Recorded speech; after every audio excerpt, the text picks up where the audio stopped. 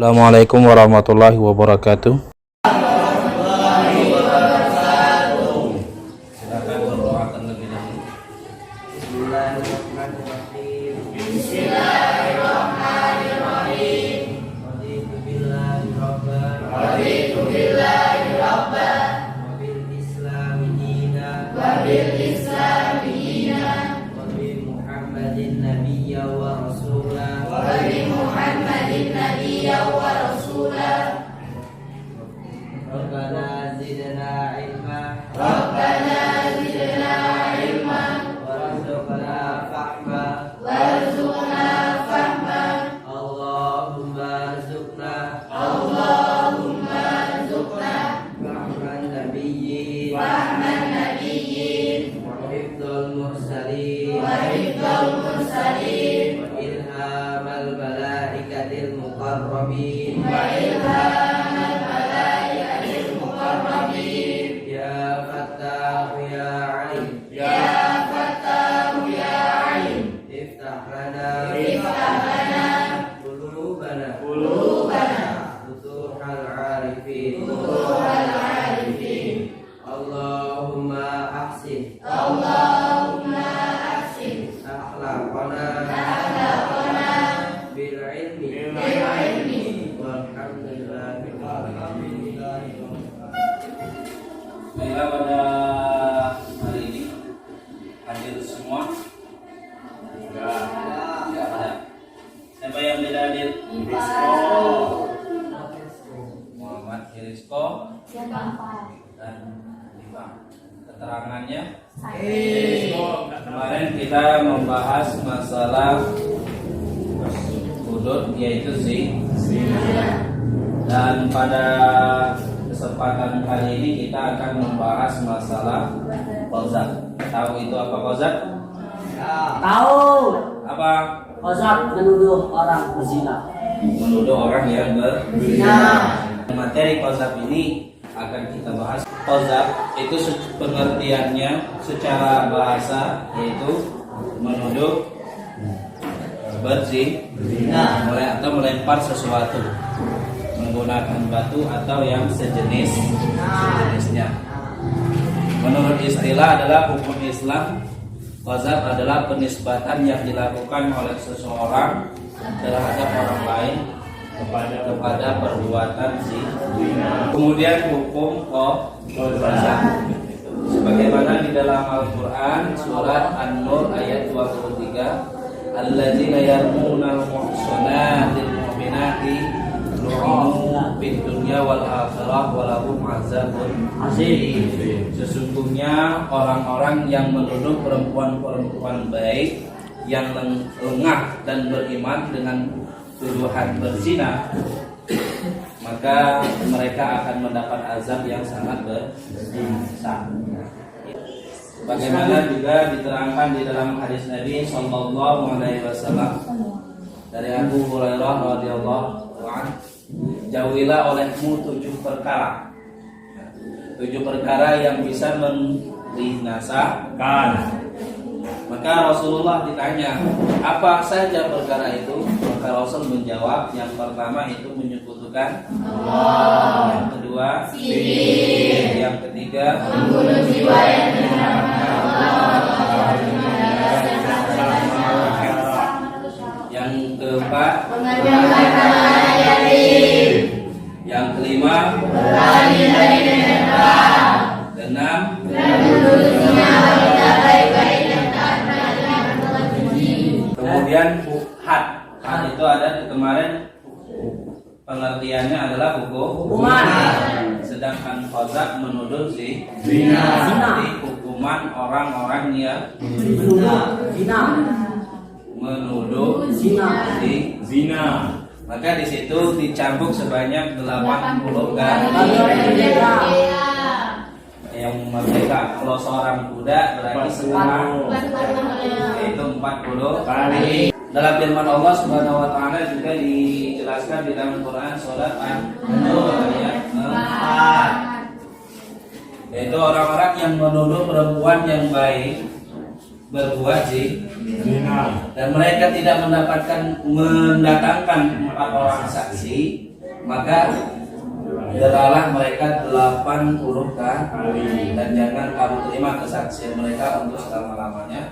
Mereka itulah orang-orang yang bersaksi.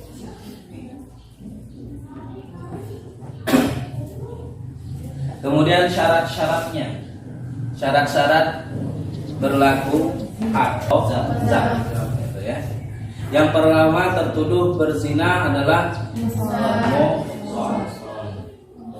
Kemudian penuduh adalah orang baligh dan berakal. Tuduhan anak kecil tidak diterima. Tuduhan orang gila juga tidak diterima. Tuduhan berzina benar-benar sesuai aturan syara. Kemudian hak qadzaf bisa gugur. Yang pertama itu penuduh bisa menghadirkan saksi. Kemudian penuduh bersumpah 4 kali kalau itu sang suami yang menuduh istrinya berbuat zina dan dia tidak mampu menghadirkan 4 saksi yang hadir.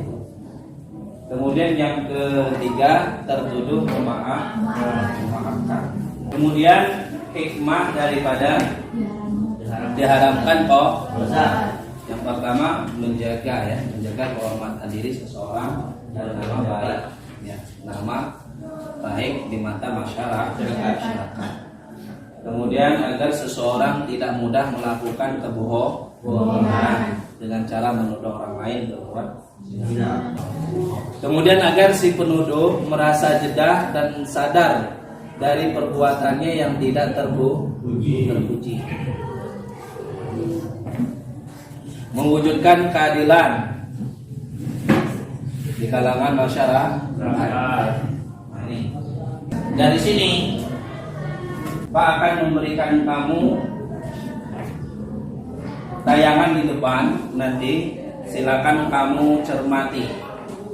Siap. Nah, ini silakan kamu cermati terlebih dahulu. Dua wanita baik-baik bersenang.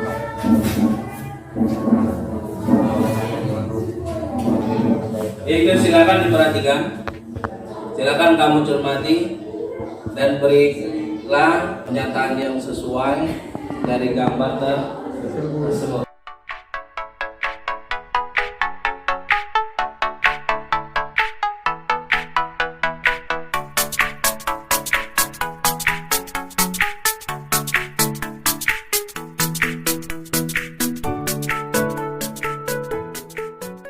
Kalau sudah,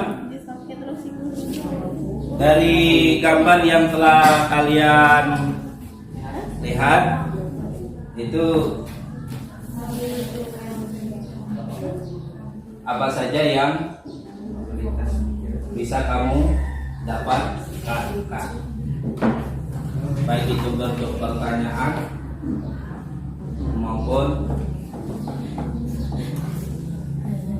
ringkasan daripada gambar tersebut. Pak, saya bertanya. Ya. Yang dari gambar yang di depan sudah kami cermati, maka kami ingin mempertanyakan tentang gambar yang telah kami cermati tadi. Ya, apa pertanyaannya? Pertama, bagaimanakah hukum menuduh orang lain berzina? Kemudian, hukuman apakah yang dikenakan jika ia tidak dapat menghadirkan saksi? Terus, bagaimanakah kriteria pengambilan hak atau hukuman tuduhan? Ya. Jadi dari gambar yang telah dicermati dari kelompok 1 telah mendapatkan 3 pertanyaan. Kelompok siapa yang ingin menjawabnya? Assalamualaikum warahmatullahi wabarakatuh. Waalaikumsalam warahmatullahi wabarakatuh. Saya akan menjawab pertanyaan dari kelompok itu ya. 1. Tadi pertanyaan tadi itu bagaimanakah hukum menuduh orang lain berbuat zina kan? Hukum menuduh orang lain berbuat zina itu adalah dosa besar. dan wajib dihukum dengan had tuduh, yaitu dicambuk sebanyak 80 kali bagi orang yang merdeka dan 40 kali bagi budak, ya. Atau dimaafkan oleh korban tuduhan atau berlian jika yang tertuduh adalah istrinya sendiri. Pertanyaan kedua, hukuman apakah yang dikenakan jika tidak dapat menghadirkan saksi? Jika tidak dapat menghadirkan saksi, maka si penuduh tersebut akan dikenakan had tuduh, yaitu dicambuk tadi sebanyak 80 kali tadi. Pertanyaan ketiga, bagaimanakah kriteria pengambilan hukuman tuduhan? Adapun pelaksanaan had atau hukuman maka harus memenuhi 8 syarat berikut. 3 syarat terdapat pada penuduh. 1. Penuduh harus balik. 2. Berakal. 3. Penuduh bukan ayah bagi yang tertuduh. Dan 5 syarat terdapat pada tertuduh, pada orang yang tertuduh. Tadi penuduh, ini tertuduh. Yang pertama muslim. Kedua balik. Ketiga berakal. Keempat merdeka. Dan kelima orang baik-baik, terpelihara dari melakukan zina. Jika ayah menuduh anaknya berzina, atau orang yang menuduh masih kanak-kanak atau gila, maka ia tidak dikenakan had. Demikian juga jika yang tertuduh kafir, masih kanak-kanak, gila, budak, atau pernah melakukan zina, maka si penuduh tidak dikenakan had. Namun demikian, jika tertuduh terbukti melakukan zina sebelum pelaksanaan had, maka had gugur. Karena kebiasaan Allah dalam menutup rahasia hambanya pada kali pertama. Jika terbukti melakukan zina, berarti ia juga pernah melakukan zina sebelumnya. Beda halnya dengan kubur. Jika terdakwa murtad sebelum pelaksanaan had, maka hadnya tidak gugur, tetap dilaksanakan had. Lantaran kufur merupakan hal perbuatan akidah, tidak bisa nampak pada kebiasaan. Demikianlah jawaban ini dari pertanyaan kelompok 1 tadi. Ya, kami akhiri. Wassalamualaikum warahmatullahi wabarakatuh. Waalaikumsalam warahmatullahi wabarakatuh. Oke, itu beberapa problem yang telah kita selesaikan dari gambar yang telah kita kita akan menyimpulkan pelajaran pada hari ini. Siapa yang ingin menyimpulkan? Silakan. Assalamualaikum warahmatullahi wabarakatuh. Waalaikumsalam warahmatullahi wabarakatuh. Di sini saya kelompok 1 ingin menyimpulkan. Qazaf secara bahasa artinya adalah melempar dengan menggunakan batu atau sejenisnya. Sedangkan qazaf secara istilah dalam hukum Islam, qazaf adalah penisbatan yang dilakukan oleh seseorang terhadap orang lain kepada perbuatan zina. Hukum qazaf terdapat pada Quran surat An-Nur ayat 23. Yang artinya sesungguhnya orang-orang yang menuduh wanita yang baik-baik, yang lengah lagi beriman atau berbuat zina, mereka kena laknat di dunia dan akhirat, dan bagi mereka azab yang besar. Syarat-syarat berlakunya qazaf. Yang pertama, tertuduh berzina adalah muson. Yang kedua, penuduh bali dan berakal. Yang ketiga, tuduhan berzina benar-benar sesuai aturan syariat. Gugurnya had qazaf. Yang pertama, penuduh dapat menghadirkan 4 orang saksi laki-laki adil bahwa tertuduh benar-benar telah berzina. Yang kedua, li'an atau sumpah seorang suami atas nama Allah Subhanahu wa taala sebanyak 4 kali. Yang ketiga, tertuduh memaafkan. Terus hikmahnya diharamkannya qazaf. Yang pertama, menjaga kehormatan diri seseorang di mata masyarakat. Yang kedua, agar seseorang tidak begitu mudah melakukan kebohongan dengan cara menuduh orang lain berbuat zina. Yang ketiga, agar si penuduh merasa jerah dan sadar dari perbuatannya yang tidak terpuji. Yang keempat, menjaga keharmonisan pergaulan antara sesama anggota masyarakat.